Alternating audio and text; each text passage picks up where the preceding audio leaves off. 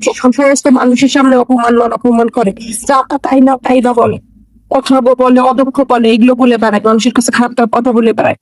ওই যে আপনারে বললাম তো, একটু আগে বললাম না আমি আপনারে টাকা খাই না, দিতে পারি না, সেজন্য আমাদের কিছু বললেন না ভাই। মন মেজাজ খারাপ হয়ে আছে, তাহলে ওনারে বলেন উনি মাটির অভিযান চালাক, উনি অভিযান চালাবে না তো। ওনার যেখানে বিষয় থাকে উনি সেখানে অভিযান চলতে দেয় না, কারো চাইতেও দেয় না। আপনি আমারে আবার আরো বিপদে ফেললেন না। আমি আপনার সাথে এত কথা বলতেছি, আপনি আমার আর বিপদে ফেললেন না। আমি বিপদে আছি। বাচ্চাটা, আমার মেয়েটা প্রচন্ড অসুস্থ, সব জানে। ওনার এখানে কোনো খারাপ দোষ নাই যেটা ওনার নাই। একটা মানুষের খারাপ যা কিছু দোষ থাকা প্রয়োজন সবই তার আছে, আমি কোনটা বাদ নাই। আমি কেন বলতে যাবো? আপনি খুঁজে বের করেন। উনি যখন যেদিকে সুবিধা পান সেদিকে করেন। মন্ত্রীর পাশ হয়ে এসে জামাতের জলায় ধরেন। ওনার কোনো চরিত্র আছে নাকি? আগে রাষ্ট্রপতি বাড়িতে যে করে থাকতো আওয়ামী লীগের আমলে, সাইটে খুল পেতো না। এখন এসব বললে লাভ আছে? আমার অর্ডার হয়েছে, এখন আমার তালায় যাইতে হবে, বাক্স পেটা গুছাইতে হবে, এসব বললে তার কোনো লাভ নাই।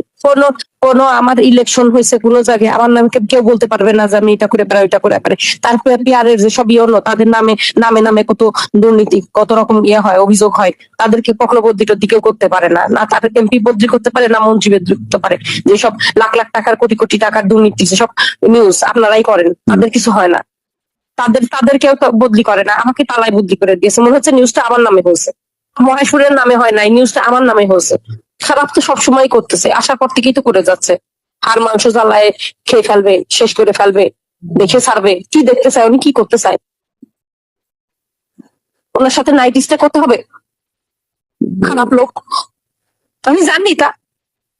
আমি তো উনি আসার পর থেকেই আমারে দেখতে পারে না। বাঞ্জারামপুর, ব্রাহ্মণবাড়িয়া। আমি কেন বলতে যাবো? আপনি খুঁজে বের করেন, তো বলবো কেন? পরে আমি বিপদে ফেলবেন।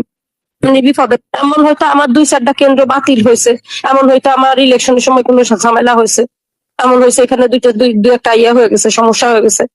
সেরকমও কিছু না, ইলেকশন ইস্যুতে কিছু হয় নাই।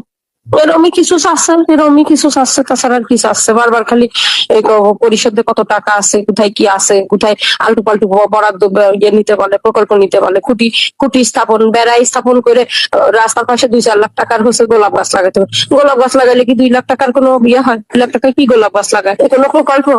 আপনি বলেন, পাগলেও তো বলছে এটা 200 টাকার প্রকল্পেও গোলাপ গাছ লাগানো যায়। 20,000 টাকাও লাগে না গোলাপ গাছের প্রকল্প নিতে। 1 টাকার গোলাপ গাছের কি প্রকল্প দেখায়? খুঁটি গাড়তে বলছে, আমি খুঁটি গাড়ি নাই, আমি খুঁটি গাড়বো কি জন্য? আমি কি নকল করে পাশ করে এই পর্যন্ত আসছি নাকি জীবনে? কি পরীক্ষা দিয়ে তো আসছি, টাকা দিয়ে আসছি নাকি? ওসিকে বলেন, আপনি যেই কারণে ফোন দিয়েছিলেন, আমার মন মেজাজ খুবই, একটা কাজও ওখানে করতে চাচ্ছি না। আমাকে এই রোজার মধ্যে বাচ্চা কাচ্চা নিয়ে দ্রুত এখান থেকে ইয়ে করে চলে যেতে বলেছে। দ্রুত জানো আমি এখান থেকে চলে যাই রিলিজ নিয়ে। মানে এখন ঘাট ধাক্কা দিয়ে আমাকে এখান থেকে সরাই দিতে চায়। তুই প্রতিকার নেই। মন্ত্রী তারা রেখে দিলে সে থাকবে, আর মন্ত্রী যদি তারা বিদায় করে যাবে, আর সে যদি যায়ও, আমার তো যাওয়া অর্ডার হয়ে গেছে, আমার অর্ডারটা ক্যান্সেল হবে না, আমাকে যেতেই হবে। বললাম যে সেও চলে যাবে, আমারও অর্ডার হয়ে রয়েছে, আমারও তালা পাঠাইতে হবে। ঠিক আছে, ভালো থাকো। যদি আমি কালকে ভোরেও আমি চলে যেতে পারি, সেটা বিষয় না। বিষয় হচ্ছে আমার এই যে আমার ফাইলের, আমার অফিসের কত রকম কাজ থাকে, কত কিছু ক্লোজ থাকে।